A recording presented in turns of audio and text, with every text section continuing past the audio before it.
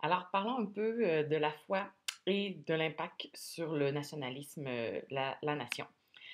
On est parti. Donc, dans les années 1840, il y a une partie importante de l'élite laïque, c'est-à-dire n'est pas du clergé. Donc, l'élite laïque canadienne, celle qui a participé aux rébellions, qui a quitté la colonie ou s'est retirée des affaires publiques. Et l'Église va bénéficier de la confiance des autorités britanniques puisqu'elle a condamné les rébellions. Même s'il est en désaccord avec l'Union, vous pouvez recliquer ici pour aller voir l'avis de l'Église sur le projet d'acte d'union. Le clergé va poursuivre sa politique de collaboration avec les autorités malgré tout. Le gouvernement, avec l'attitude conciliatrice du clergé là, qui collabore avec elle, va accéder aux demandes de l'Église en matière d'éducation. On va mettre en place un système d'éducation confessionnelle, c'est-à-dire qui relève d'une religion, donc il va y avoir des écoles catholiques et protestantes. L'Église obtient également un droit de regard sur le choix des manuels scolaires et aussi sur le choix des enseignants laïcs, c'est-à-dire qui n'appartiennent pas à une communauté religieuse. À partir de 1840, l'Église va rétablir son autorité morale dans la société canadienne-française. La pratique religieuse s'intensifie, les effectifs augmentent, on va le voir tout à l'heure avec un graphique. Il y a plusieurs nouveaux prêtres qui sont formés, le nombre de femmes qui entrent dans les communautés religieuses s'accroît aussi, on le voit ici. Donc vous voyez surtout les femmes, le 1845, là, qui entrent dans les communautés religieuses. Et c'est surtout grâce à Monseigneur Ignace Bourget, qui vient de Lévis, qui va devenir évêque de Montréal. Et lui va se rendre en Europe plusieurs fois. Il va ramener 73 religieux et religieuses de communautés diverses. Et ça, on va le voir sur le graphique suivant, où il va y avoir plusieurs congrégations religieuses féminines qui sont implantées dans les années 1840. Certaines qui sont originaires d'Europe, d'autres qui sont de nouvelles congrégations canadiennes françaises, comme les Sœurs de la Charité de Québec, qui ont fondé qui sont associés à plusieurs écoles ici, donc aide aux orphelins, aux démunis, l'enseignement, donc ils vont pratiquer différents rôles. Je vous les ai mis ici à droite, donc soins hospitaliers, éducation, aide aux démunis, donc des communautés qui sont venues d'Europe, qui viennent s'implanter, d'autres qui sont nouvelles. On dit même que le nombre de religieuses double dans les années 1840, ça a atteint près de 4000. Et les communautés religieuses, c'est aussi une option pour les femmes qui ne désirent pas se marier, avoir des enfants. Puis même que dans les communautés religieuses, il y a certaines femmes qui peuvent obtenir des postes de haute direction dans leur congrégation. Donc, ça leur donne un certain pouvoir. On poursuit dans les années 1840, donc la religion est très, très importante. Donc, il va y avoir certaines personnes qui vont être partisans de l'ultramontanisme, comme Monseigneur Ignace Bourget. Donc, c'est un courant de pensée selon lequel le pouvoir de l'Église doit être supérieur au pouvoir de l'État. On les appelle les ultramontains, comme Ignace Bourget. Ils vont même, les ultramontains, circuler leurs idées dans les journaux, comme ce qu'on appelle les mélanges religieux. À l'inverse, il y a des gens qui vont être partisans de l'anticléricalisme, comme ce personnage ici dont je vais vous donner le nom tout à l'heure. C'est un courant de pensée qui s'oppose à l'intervention du clergé dans les affaires publiques, donc ces deux mouvements de pensée sont contraires.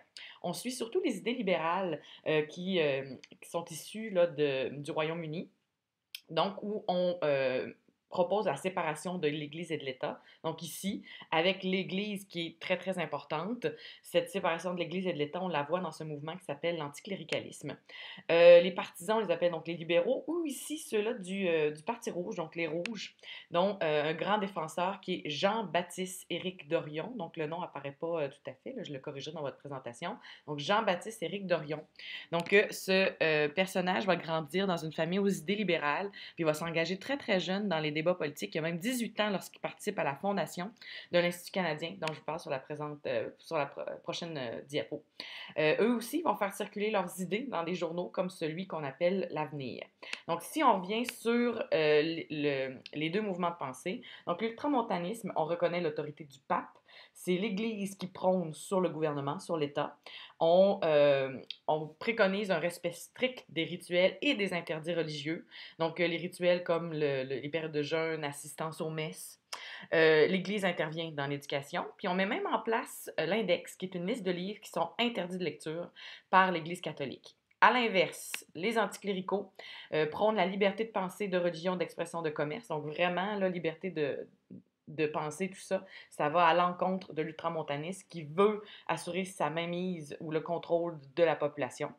Droit de vote à l'éducation qui soit gratuite et obligatoire, à la propriété aussi. Donc, c'est pour ça qu'on veut l'abolition de la dîme et aussi, en un certain sens, du régime seigneurial. Laïcisation, égalité des citoyens. On fonde aussi l'Institut canadien, donc on l'a mentionné tout à l'heure avec Jean-Baptiste Éric Dorion qui a aidé à le fonder.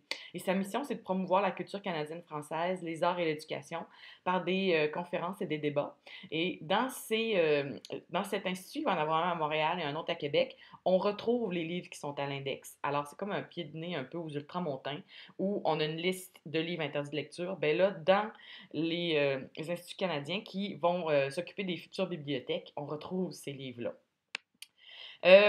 L'Église est importante et surtout dans un contexte de nationalisme ou de nationalisme de survivance qu'on appelle. Donc, ce nationalisme-là est créé par l'échec des patriotes. Et avec l'acte d'union, où on veut nous assimiler, ça provoque une réaction défensive chez plusieurs Canadiens français qui sentent leur identité menacée par la volonté d'assimilation de la métropole. Puis c'est un nouveau courant de pensée qui émerge, c'est le nationalisme de survivance. Et donc, c'est pas seulement du nationalisme, c'est-à-dire le sentiment d'appartenance à une nation, mais c'est aussi cette nation qui est menacée de disparaître, d'où on ajoute la suite là, de survivance. Ce nationalisme prône la résistance au changement culturel et le maintien des traditions.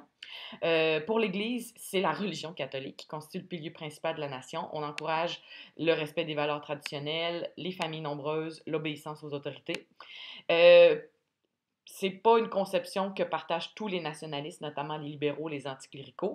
Malgré tout, à partir des années 1840, là, l'Église réussit à imposer son modèle. Le catholicisme, c'est la survie de la nation, même s'il y a quelques personnes, là, comme les anticléricaux, commencent à critiquer un petit peu l'importance ou le rôle de l'Église dans la société. Les partisans du nationalisme de survivance sont très attachés à la Nouvelle-France parce que c'est à cette époque-là qu'on tire, nous les Canadiens français, nos origines. On glorifie également ceux qui ont résisté aux Britanniques lors de la conquête ou encore lors des tentatives d'invasion de la part des Américains. C'est à cette époque-là aussi que le nationalisme va se traduire dans les arts, la littérature, notamment avec François-Xavier Garneau, donc peut-être que vous avez déjà vu ce personnage, qui va publier Histoire du Canada depuis sa découverte jusqu'à nos jours.